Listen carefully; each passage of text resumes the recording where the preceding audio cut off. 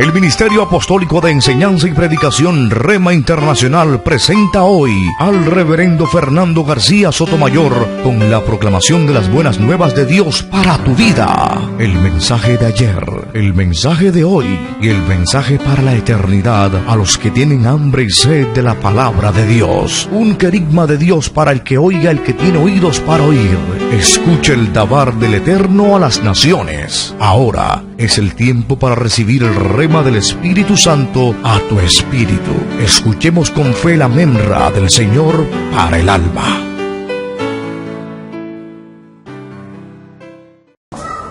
Segundo libro de las Crónicas, capítulo 34. Vamos a leer desde el verso 1 en adelante. Segundo libro de las Crónicas, capítulo 34, verso 1 en adelante. Los que toman notas, hemos titulado esta disertación El avivamiento del niño rey. El avivamiento del niño rey. Capítulo 34, segundo libro de las Crónicas. Vamos a leer desde el verso número 1. Escuchemos lo que dice la palabra del Señor. Josías tenía 8 años cuando comenzó a reinar y reinó 31 años en Jerusalén. Él hizo lo recto ante los ojos de Jehová y anduvo en los caminos de su padre David, sin apartarse ni a la derecha ni a la izquierda. A los 8 años de su reinado, siendo aún muchacho, comenzó a buscar al Dios de su padre David, y a los 12 años comenzó a limpiar a Judá y Jerusalén de los lugares altos, de los árboles rituales de acera, de las imágenes talladas y de las imágenes de fundición. Delante de él derribaron los altares de los Baales, destrozó los altares de incienso que estaban puestos encima y quebró los árboles rituales de acera.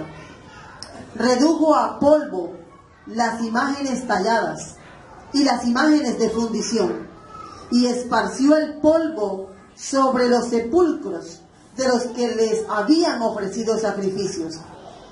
Quemó sobre sus altares los huesos de los sacerdotes y limpió a Judá y a Jerusalén. Lo mismo hizo en las ciudades de Manasés, Efraín, Simeón y hasta en Neftalí y en sus ruinas alrededor. Derribó pues los altares y quebró los árboles rituales de acera y los ídolos hasta hacerlos polvo, y destrozó los altares de incienso en toda la tierra de Israel. Después regresó a Jerusalén.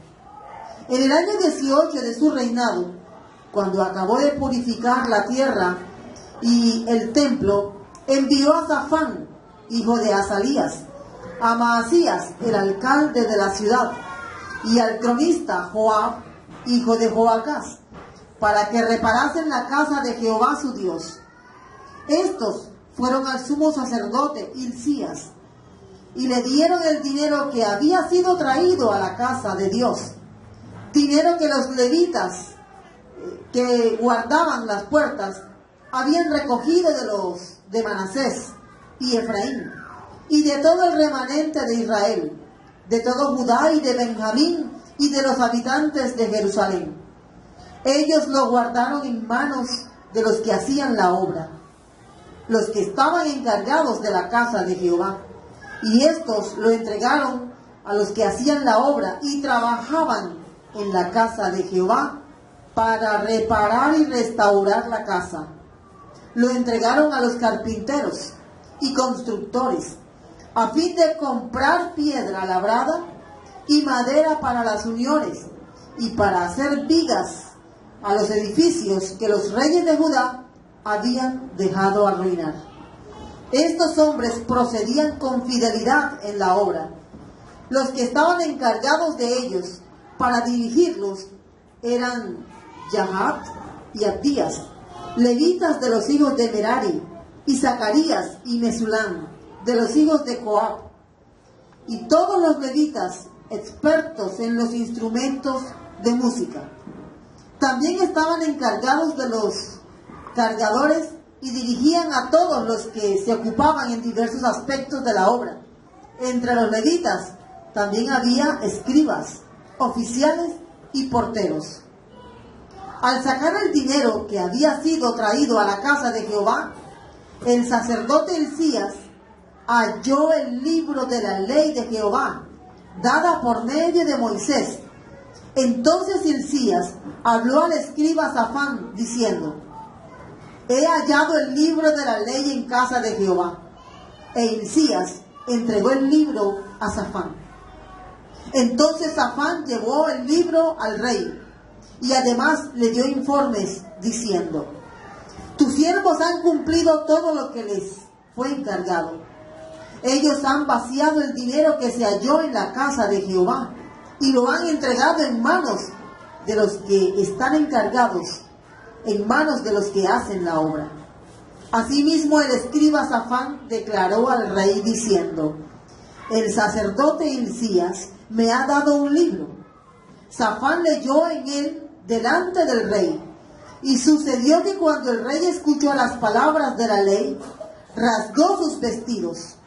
Luego el rey mandó a Hilcías, a Ahicam, hijo de Safán, a Abdón, hijo de Micaías, al escriba Safán, y a Asías, el siervo del rey, diciendo: id y consultad a Jehová por mí y por los sobrevivientes de Israel y de Judá, respecto a las palabras del libro que ha sido hallado, porque grande es la ira de Jehová que ha sido derramada sobre nosotros, por cuanto nuestros padres no guardaron el mandamiento de Jehová de hacer conforme a todo lo que está escrito en este libro. Entonces Hilcías y los hombres del rey fueron a la profetisa Hulda, esposa de Salum, hijo de Tikva, hijo de Jarjas, guarda de las vestiduras, la cual vivía en el segundo barrio de Jerusalén, y hablaron con ella de este asunto. Y ella les dijo: así ha dicho Jehová, Dios de Israel: decid al hombre que os ha enviado a mí, que así ha dicho Jehová: he aquí yo traeré el mal sobre este lugar y sobre sus habitantes, es decir, todas las maldiciones que están escritas en el libro que han leído delante del rey de Judá, porque me han abandonado y han quemado incienso a otros dioses, provocándome a ira con todas las obras de sus manos.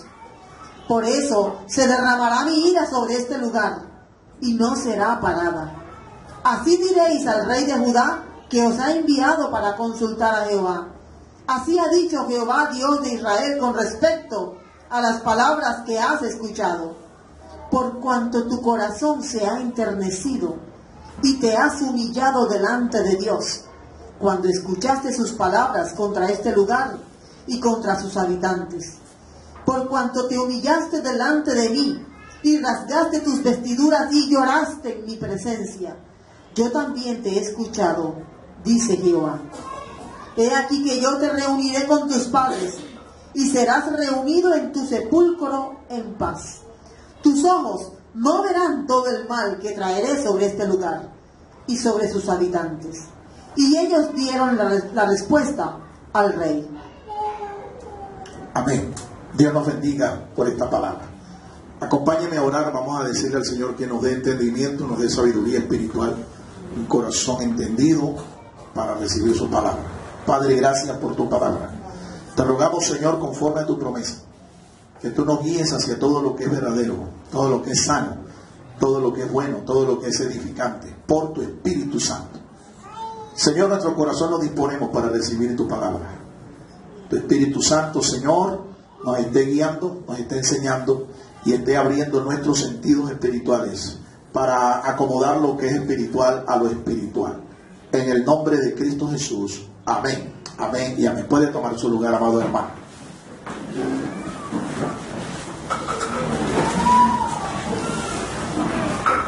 El avivamiento del niño rey. Hemos titulado esta disertación. Vamos a tratar de ser puntuales y breves en lo que quiero decirles acerca de la vida de este rey, su tiempo de reinar. Los avivamientos espirituales siempre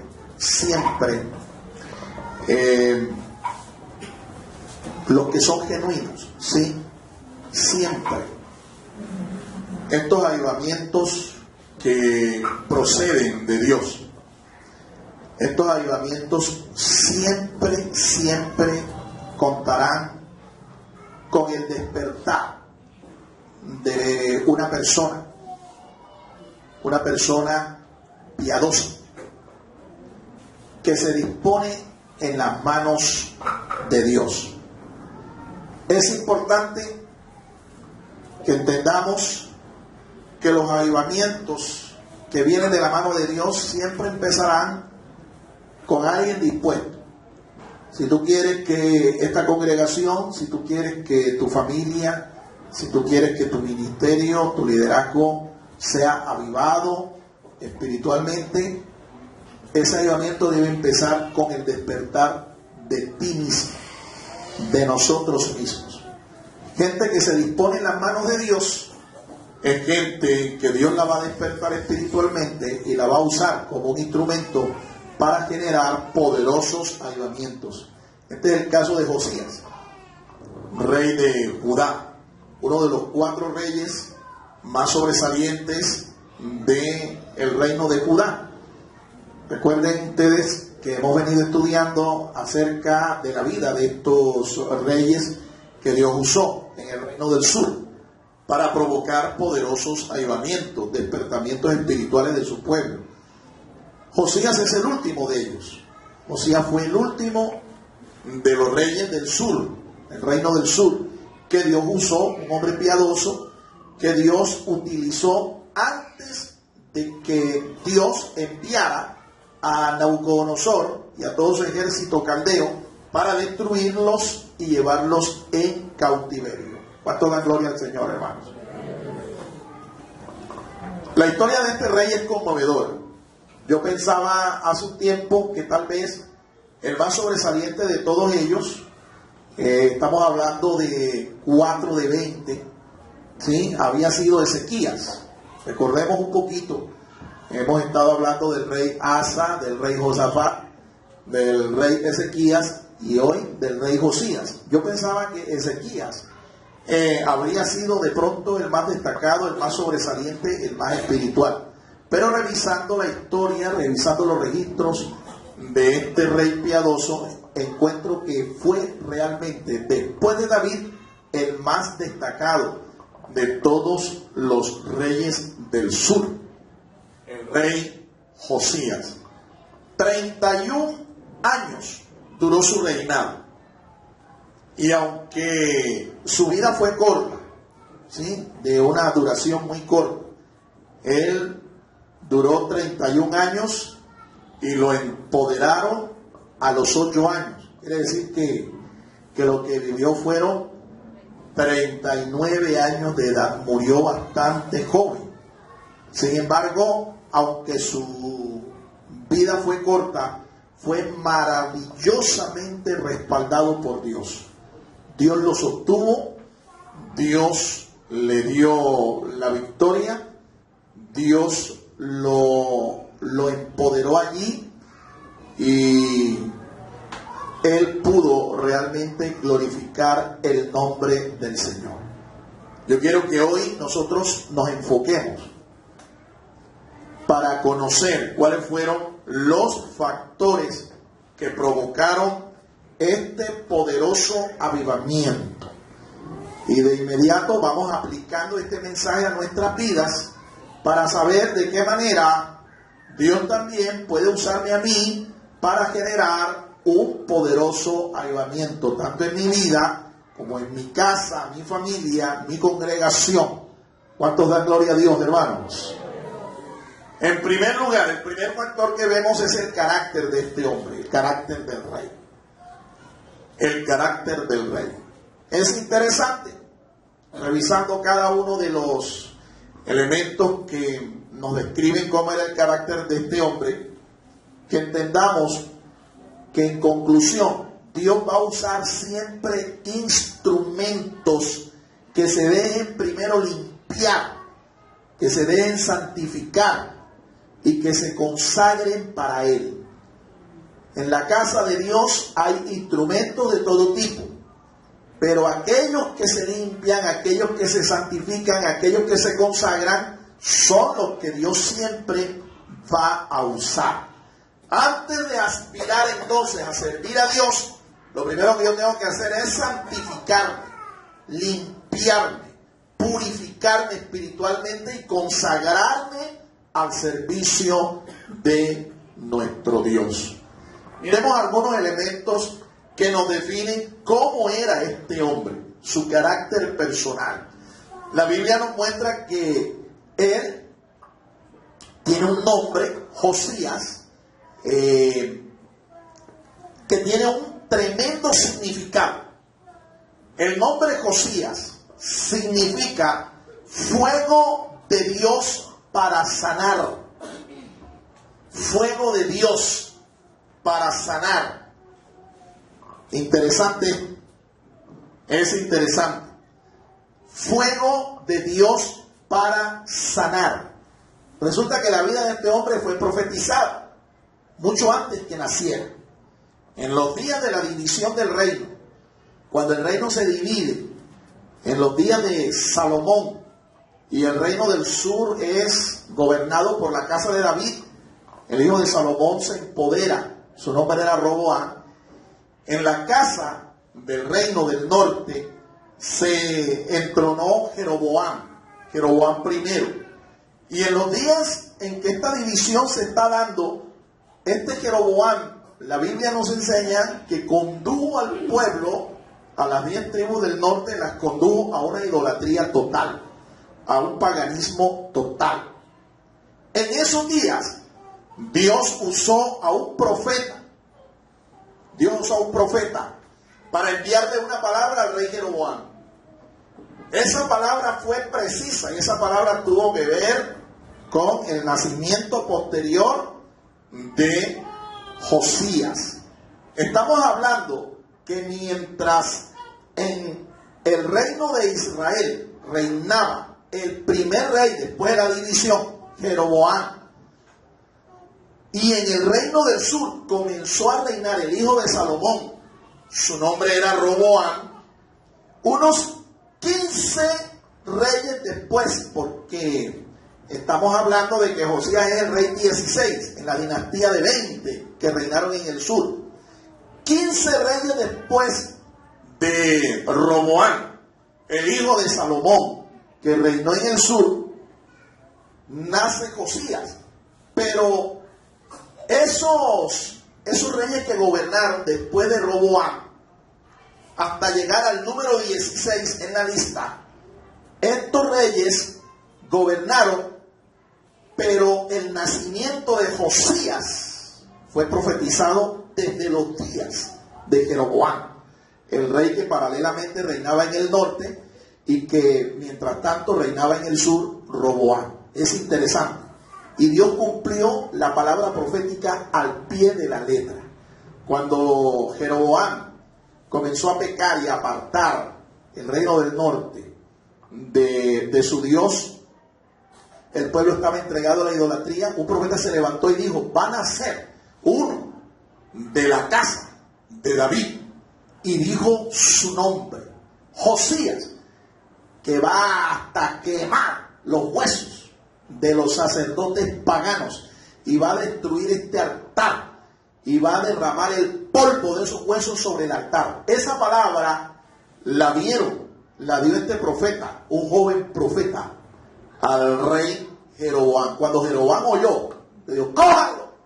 Pero no demoró mucho en decir cójanlo, cuando la mano se le secó. La mano se le secó. Y tuvo que clamar por misericordia. Y el profeta que había lanzado esta profecía oró por él y Dios le restauró nuevamente la mano al rey Jeroboam. Eso está escrito en la palabra de Dios. Eso está escrito, el nacimiento profético de este rey llamado Josías. Quiero que noten eso, porque eso fue casi 100 y pico de años después. Eso es para que usted se dé cuenta la autoridad que tiene la palabra de Dios. Cuando Dios habla por boca de un profeta, hermano, esa profecía se cumple porque se cumple. Y eso es lo que le da autoridad a la palabra de Dios para que nada ni nadie la cuestione. A su nombre, a su nombre. Josías, efectivamente, fue esa llama, esa flama de Dios para sanar, para purificar la nación que se había contaminado con el pecado de la idolatría, el pecado que sus ancestros habían practicado. Él buscó y adoró a su Dios. Buscó y adoró a su Dios. ¿Saben qué es lo interesante? Que era un niño. Apenas tenía 8 años de edad cuando lo empoderaron. Y a los 16 años era un joven que buscaba a Dios. Un joven consagrado a Dios. Yo creo que realmente Dios puede usar a los jóvenes. Dios puede usar hasta a los adolescentes. Yo lo creo. Pero creo que eso se da cuando los jóvenes entienden que su vida tiene un propósito y buscan al Señor desde que son jóvenes, desde que son niños. El salmista precisamente dice eso. Yo amo a los que me aman y me hallan los que temprano me buscan. Y no se está refiriendo allí a buscar a Dios a las 4 de la mañana, a las 5 de la mañana, sino a los que buscan a Dios desde temprana edad. Salomón dice, acuérdate de tu Creador en los días de tu juventud, antes que vengan los días malos en los cuales digas de ellos, no tengo ningún contentamiento. Es importante entender que Dios puede usar a los jóvenes, pero jóvenes que se consagran a Él, jóvenes, personas que desde temprana edad comienzan a buscar el propósito en su vida en el Señor. Este rey lo hizo así. Él hizo lo recto desde joven. Él, ante su Dios, obró con rectitud porque se había convertido a Dios. La Biblia llama de este hombre un hombre convertido a Dios. Y es importante que aquí notemos la diferencia entre lo que es una persona convencida y una persona convertida. La Biblia llama de este hombre que estaba convertido. Por eso fue que buscó a Dios. Porque cuando tú estás convertido, no basta con tener un conocimiento intelectual de quién es Dios, no basta con conocer la palabra, no basta de pronto con apreciar la palabra, sino que tú tratas de vivir, tratas de cumplir, de obedecer lo que dice la palabra de Dios, no siendo un oidor olvidadizo, sino un hacedor de la palabra de Dios. Este hombre se convirtió, honró a su Dios, lo honró. Él le dio el primer lugar a Dios en su vida. Y la Biblia enseña un principio que es muy importante. Dios honra a los que le honran. Por eso, cuando él mandó a buscar el consejo de la profeta, la profetisa Hulda, fíjense lo que Dios le respondió. Dios iba a enviar un juicio debido al pecado de la nación, al pecado de sus reyes. Y aunque en los días de él, 31 años, iba a haber paz, bendición de Dios, protección de Dios. Sin embargo, es bien claro que cuando la profetisa manda la respuesta, le dice a los que fueron a buscar la respuesta, a las que la fueron a consultar, díganle al varón, estaba hablando del rey Josías, que en sus días, y habló de él y dijo que sería guardado del juicio de la ira de Dios. Él sería guardado. Mandó así el pueblo. Efectivamente, unos años después, vino el juicio de Dios sobre todo el reino, sobre toda la nación. Nabucodonosor y sus ejércitos llegaron. Eso fue en el año 586 a.C. E invadió la ciudad, destruyó el templo, destruyó Jerusalén, desoló la ciudad, desoló el reino. 4 reyes después ocurrió esto, unos años después. Pero en los días de Josías, Dios lo honró, Dios lo guardó. ¿Por qué? Porque él se santificó y él condujo también a toda esa generación, a todo su reino, condujo también al arrepentimiento para que se volvieran a Dios. El intento de él fue aún más allá de su propio reino.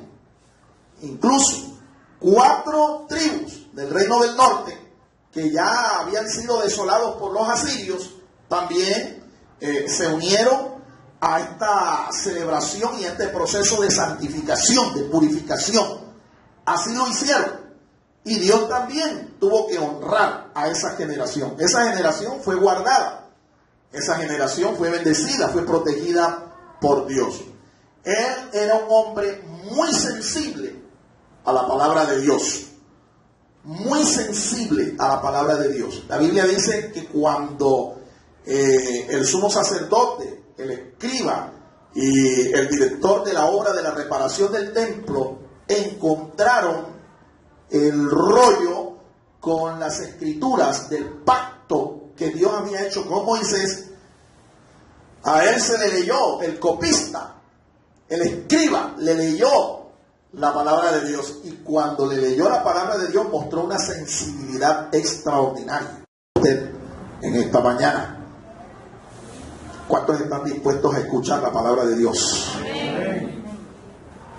El credo o confesión del judaísmo comienza con esas palabras: oye Israel, Jehová tu Dios, Jehová uno es. Comienza con ese llamado de parte de Dios, el llamado a oír. ¿A oír qué? La palabra de Dios. En el video que vimos, fíjense que cuando el rey le es llevada la noticia de que es encontrado el rollo, él dice: lastimosamente habrá gente que verán y no entenderán, oirán y no escucharán.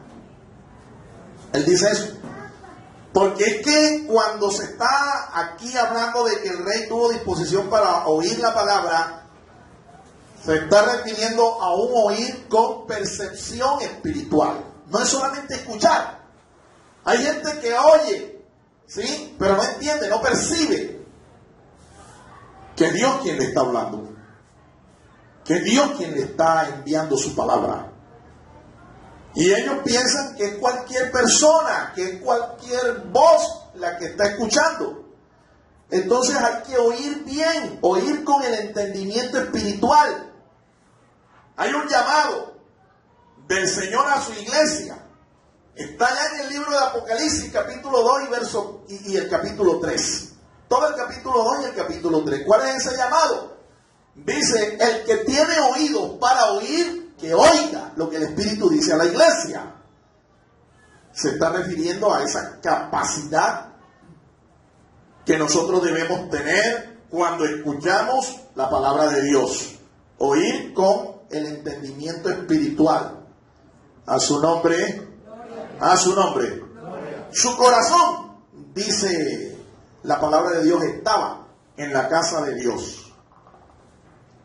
A los 18 años de su reinado, él tenía ya 26 años, inició una reforma impresionante. Mandó no solamente que limpiara a todo Judá y el territorio de Israel, que limpiaran la tierra de la contaminación de la idolatría en la que habían caído, sino que él mismo mandó después a limpiar la casa de Dios y a repararla.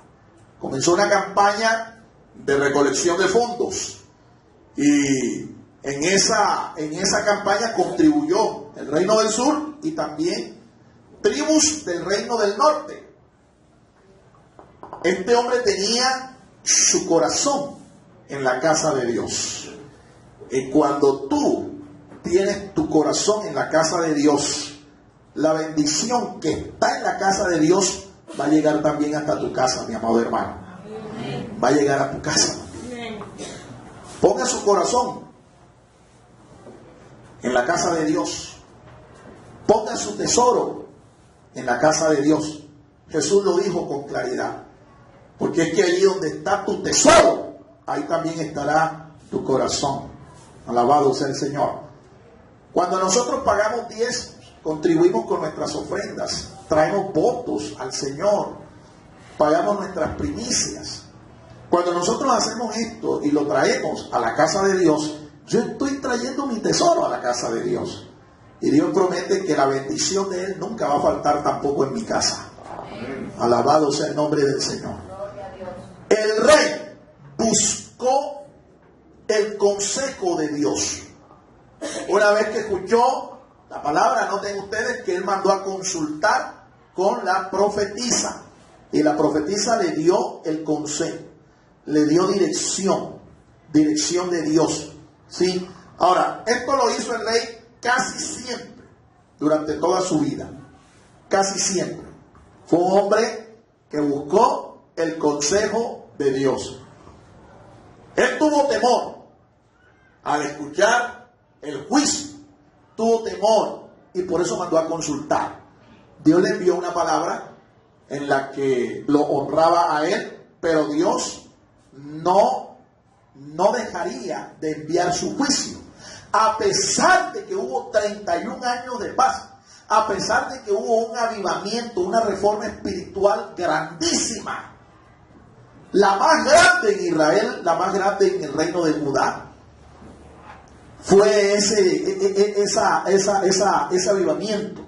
Sin embargo, Dios no detuvo el juicio. Ahora decimos casi siempre, porque este hombre, a pesar de que consultaba a Dios, hubo un momento en su vida en que no lo hizo. Y esto le costó la vida.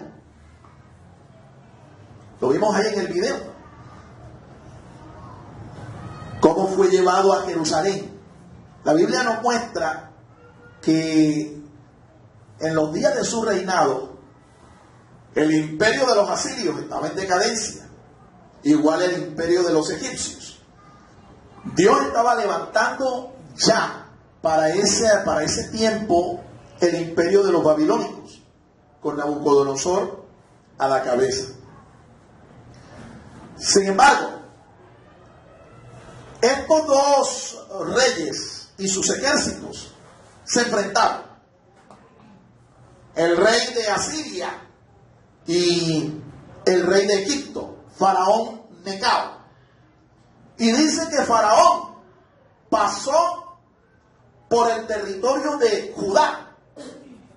Y cuando le notificaron al rey Josías, el rey Josías no buscó la dirección de Dios, no consultó a Dios, no oró, sino que preparó su ejército y salió al encuentro del faraón Necao. El faraón le habló cuando lo vio y lo trató con respeto y le dijo: no vengas contra mí. Mira, yo no he venido contra ti. Estoy atravesando tu territorio, pero yo voy a luchar contra el rey de Asiria. Además, fue Jehová, tu Dios, el que me envió a hacer esto.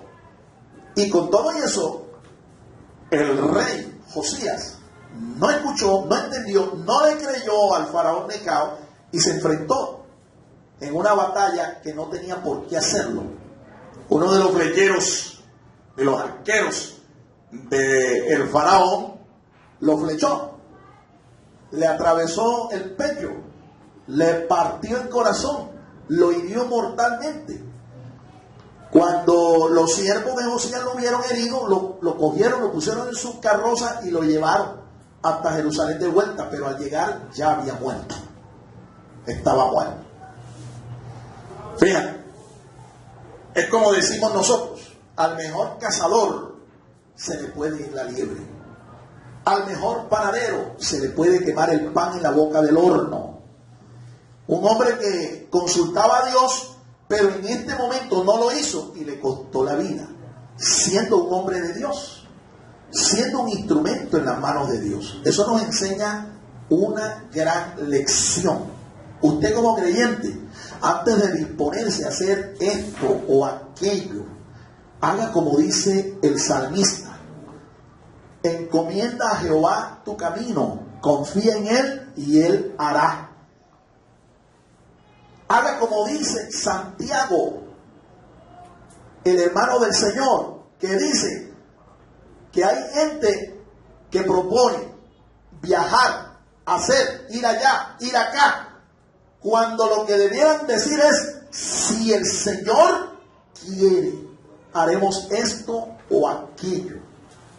Porque si no es la voluntad de Dios, tú puedes tener una gran pérdida. Tú puedes librarte, cuando consultas al Señor de hacer algo, tú puedes librarte de grandes problemas, de grandes dolores, de grandes sufrimientos, si sencillamente antes de hacer algo consultas a Dios y le dices al Señor: ¿tú quieres? ¿Es tu voluntad? Amén. Si no es tu voluntad, no lo hago.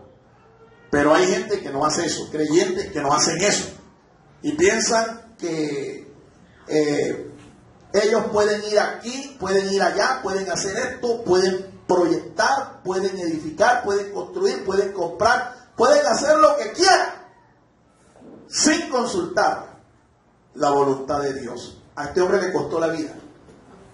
Le costó la vida. Sin embargo, a pesar de que cometió un error, aún en su muerte fue honrado.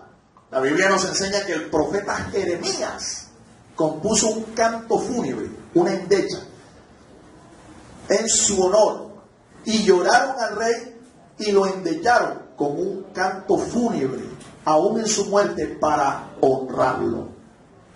Dios honra a los que le honran. ¿Cuántos dan gloria al Señor, hermanos? ¿Cuántos dan gloria a Dios?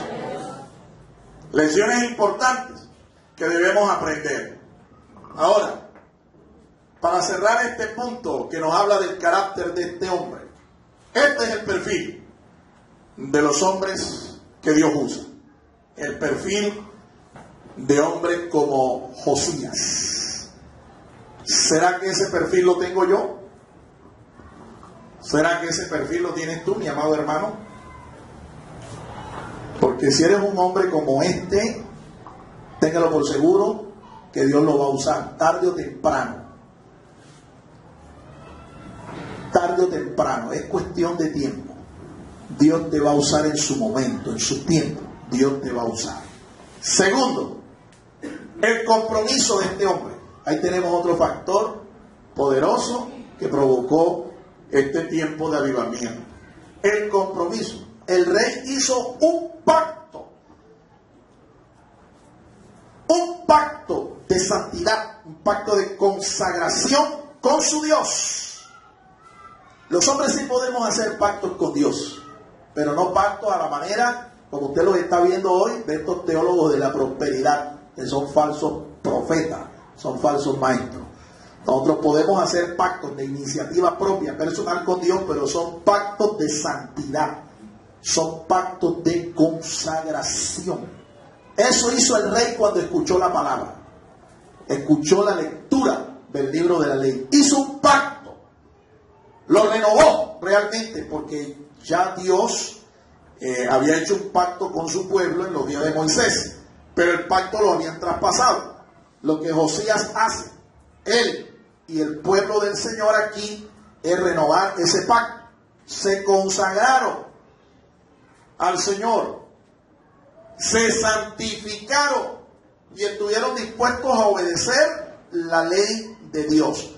Ahora, cuando tú haces un convenio, cuando tú haces un pacto con Dios, tú debes ser fiel a lo que tú prometes delante del Señor. ¿Me están escuchando? Tú debes ser fiel. Porque una vez que usted hace ese pacto, usted hace esa promesa, Dios está atento a eso. Él te va a ayudar. Pero usted debe ser fiel. Y este hombre mostró fidelidad a ese pacto. Durante todo su tiempo de reinado, mostró ser fiel. A pesar de la maldición que pesaba sobre él. Una maldición generacional, una maldición ancestral. Su padre fue un rey perverso, un rey pagano, Amón. Ahí en el video usted lo pudo ver.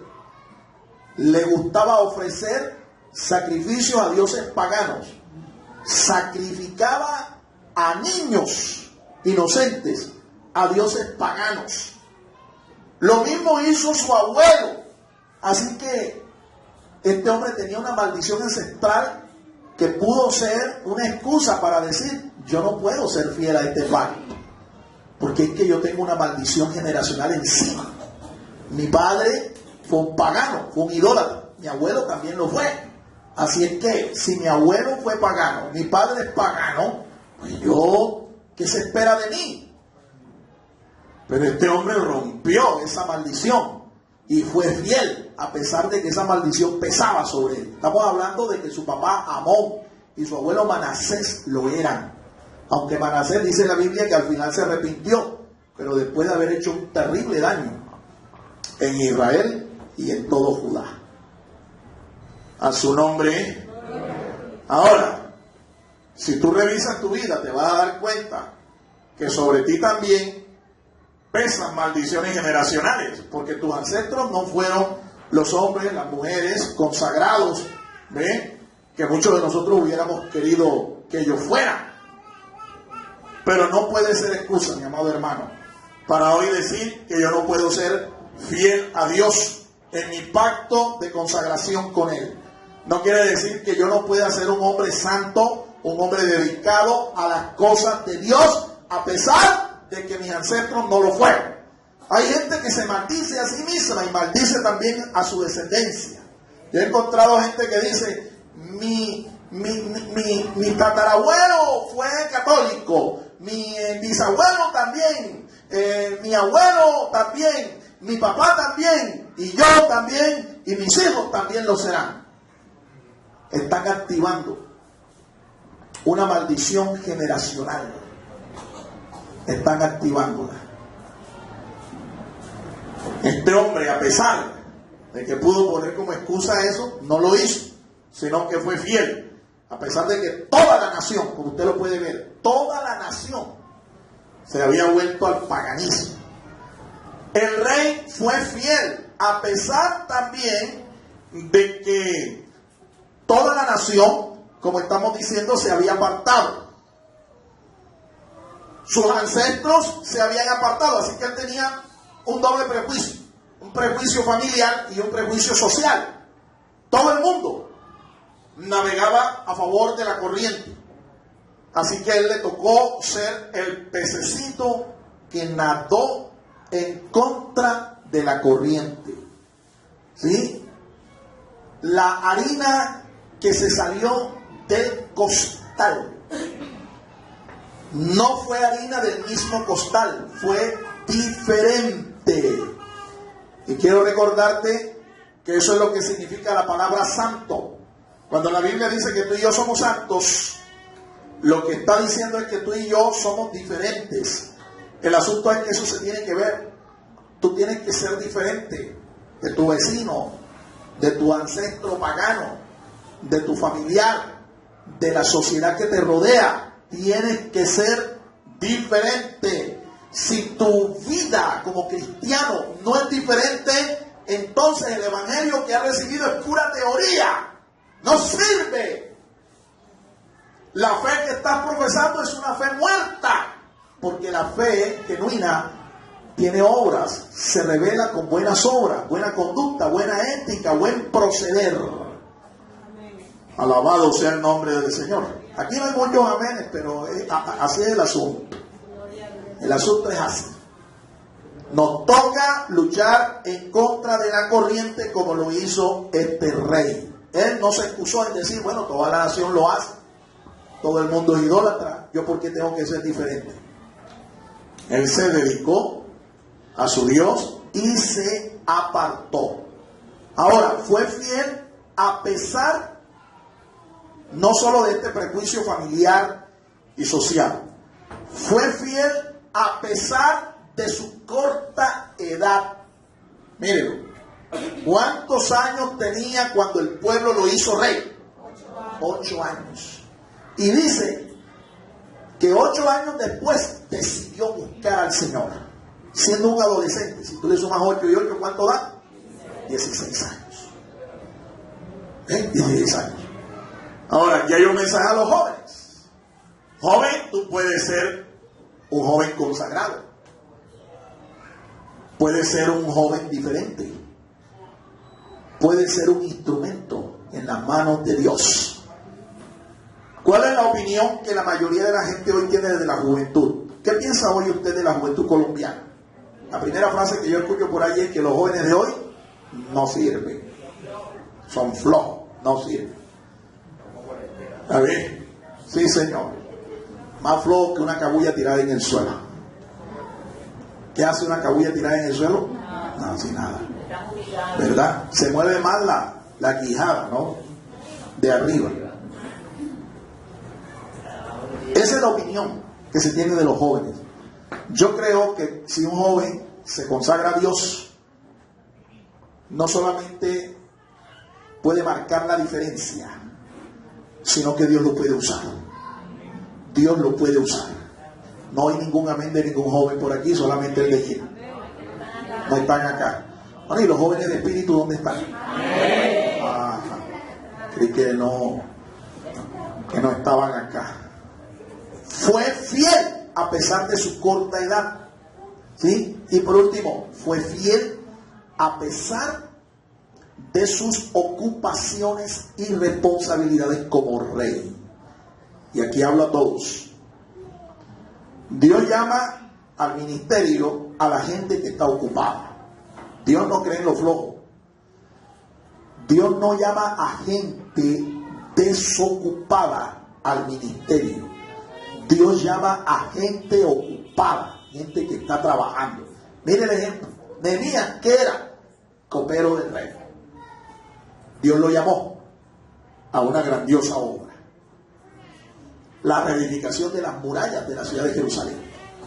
Dios llamó a Esdras. ¿Qué era Esdras? ¿Quién era Esdras? Un copista, erudito en las escrituras. Un copista de la palabra de Dios. Y Dios lo llamó. Esdras fue llamado por el pueblo de Israel el segundo Moisés. Imagínense ustedes. Esdras cerró el canon del antiguo pacto.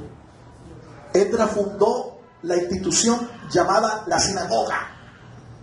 Esdras, Dios lo usó. Ahora miremos, Gedeón. ¿Quién era Gedeón? Gedeón era un panadero, era un recolector de espigas de la casa de su padre. ¿Quién pensó que Dios iba a usar a un panadero? Y Dios lo usó para ser un poderoso juez en su pueblo, Israel. Y así podemos mirar. La lista es larga, interminable, pero el común denominador es el mismo. Dios llama a gente ocupada, gente que está trabajando, gente que está boleando, gente que se está ganando el pan con el sudor de su rostro. Cuando Dios me llamó a mí, yo estaba a punto de ejercer una profesión, una carrera profesional que estudié. Ahora mire, Pablo. ¿Quién era Pablo? Un rabino. Estaba ocupado. Era un maestro. ¿Quién era Pedro? Un pescador. Estaba ocupado. Era un hombre trabajador. Y así. Usted puede confirmar que lo que le estoy diciendo es palabra de Dios. Es verdad. Dios nunca llama a gente desocupada. El ministerio no es para gente floja. Es para gente que trabaja. Así es que, entendiendo esto, mire usted que Josías pudo excusarse para no ser fiel a Dios con el pacto que hizo diciendo, pero es que yo soy el rey. Un rey estaba ampliamente ocupado. Era un hombre con una agenda de trabajo bastante llena. Piense, un rey, era un rey. Estaba ocupado. Estaba ocupado, ¿sí o no? Pero a pesar de que era un rey ocupado, él se dedicó y se consagró a las cosas de Dios. Se consagró a su Dios. Lección importante para aprender. Nunca pongas como excusa para no ser fiel a Dios tu trabajo, tu ocupación, porque definitivamente Dios no acepta esa excusa. Y lo más trágico es que Dios te puede quitar esa excusa que estás poniendo para que en tu corazón te des cuenta a ver si es verdad que tú quieres o no quieres servirle a Dios. Hay gente que dice, pastor, lo que pasa es que yo estoy muy ocupado, yo trabajo mucho. Ven a estudiar, comprométase con la palabra de Dios, capacítese, porque Dios le hizo un llamado. Lo que pasa es que estoy muy ocupado, no tengo tiempo, pastor, estoy ocupado, llego muy tarde. Otro dice, no, es que yo, imagínense, pastor, ya lo que tengo ya son 60 y 70 años. ¿Usted cree que el oro viejo da la pata? Señor, 80 años tenía Moisés cuando Dios lo llamó a ejercer un ministerio. Con toda gloria al Señor, hermanos. Y Dios lo usó. ¿Está bien? No ponga excusas. Pastor, es que tengo que atender a mis hijos, tengo que atender a mi esposo. Cuidado, como sigas poniendo esa excusa, que Dios te puede quitar a ese hijo, te puede quitar a ese esposo, a ver si es verdad que tú te consagras. A ver si es verdad. Dios lo puede hacer. Dios llamó a Abraham. ¿Y qué le dijo a Abraham? Tienes que dejar tu casa, tu parentela. Tienes que dejarlo todo, Abraham. ¿Qué hizo Abraham? Cargó con casa y parentela. Se llevó al papá, se llevó sus posesiones, se llevó al perrito y al gatito, se llevó a todo el mundo. Cuando llega a Harán, la Biblia nos dice que el papá de Abraham se muere. ¿Y sabe por qué? Porque era un impedimento para que él cumpliera su llamado al ministerio que Dios le entregó. ¡Ojo! Entendamos. No le pongamos más excusa al Señor. Y cuando usted decida servirle a Dios, quite toda excusa. No ponga excusas delante del Señor para que Dios pueda glorificarse en nuestras vidas. Tercero, el equipo. Es importante cuando tú quieres servirle a Dios, de qué personas tú te rodeas. El equipo de personas con las que tú vas a cumplir ese propósito, ese llamado. El equipo es importante. Alguien dice que el que anda con sabios, sabio será. Pero el que anda con necios será quebrantado. ¿Entiendes? Es muy importante rodearse uno de gente competente, de gente que lo ayude a uno en el propósito. Cuide sus amistades. Cuide sus amistades. Usted que es creyente, cuide con quién anda. San Pablo advierte: las malas conversaciones, las malas compañías corrompen las buenas costumbres. Cuando usted decide servir gente honrada, y tanto era así que no les pedían ni cuenta, debido a la integridad, a la fidelidad de esta gente. Y ahí está. El equipo de personas que a ti te van a rodear tiene que ser gente competente, sí, es cierto, idónea, pero también, por encima de todo, debe ser gente fiel. Ahora, ¿qué significa ser fiel? Dos cositas significa ser fiel. Uno, gente de fe, gente de doctrina. Porque recuerden ustedes que la sana doctrina viene por el oír. ¿El oír qué? La palabra de Dios. Son gente de fe. Fiel significa ser gente de fe. Y segundo, ser gente confiable. San Pablo dice: se requiere de los administradores, de los servidores de Dios, que sean hallados fieles.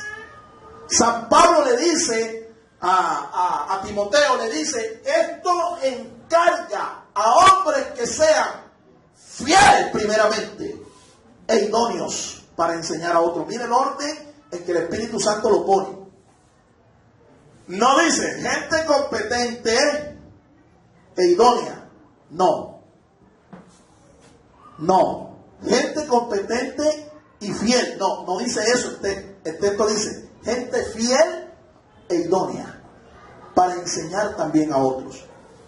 Porque por encima de la competencia, por encima de la habilidad, por encima del profesionalismo, está la fidelidad a Dios. La fidelidad a Dios. Porque es que mucha gente, y déjeme decirle de una manera directa, porque no quiero lanzar indirecta, porque es que mucha gente de esta congregación, Dios no la está usando en un ministerio. Pregúntese. ¿Sabe por qué? Le voy a decir la respuesta. Y no se lo voy a decir por profecía. Se lo voy a decir directamente. Es porque usted no es fiel. Porque usted no es confiable. Usted no es fiel, no es confiable. Ahora mira al hermano que tienes al lado. Y con toda sinceridad y amor dile, yo creo que esta palabra es para ti, hermano.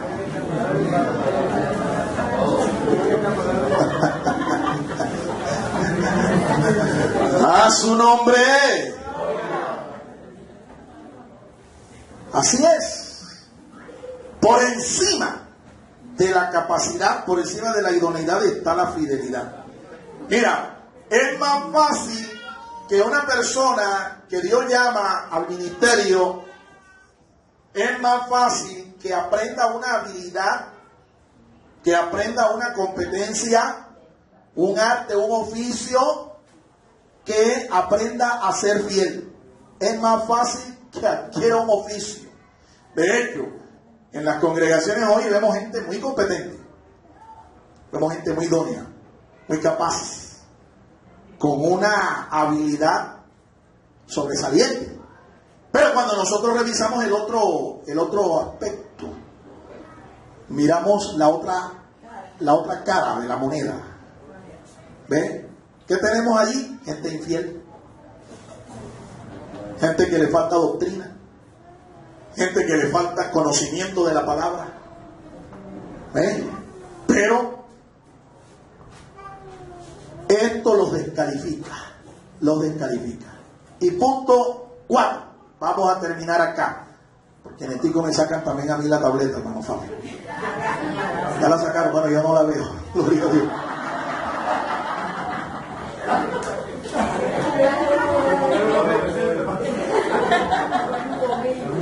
Hay que poner la fluorescente. O de esos que alumbran y intermitente.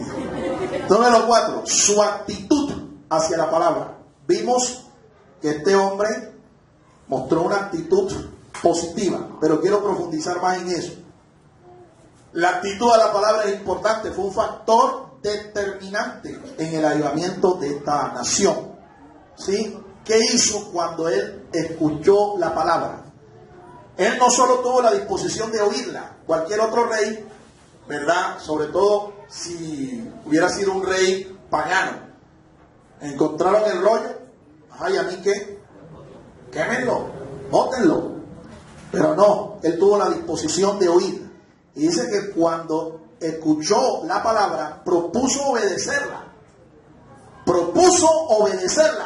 Ajá. Esto nos recuerda las palabras de Santiago.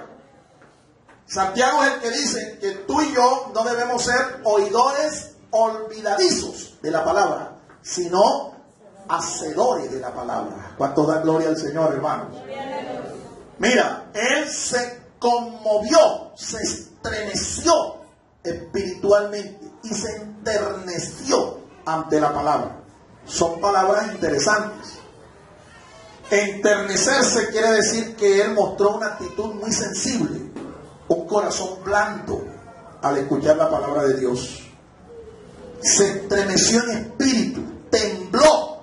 Es el profeta Isaías que dice que Dios oye al que es humilde y tiembla ante su palabra.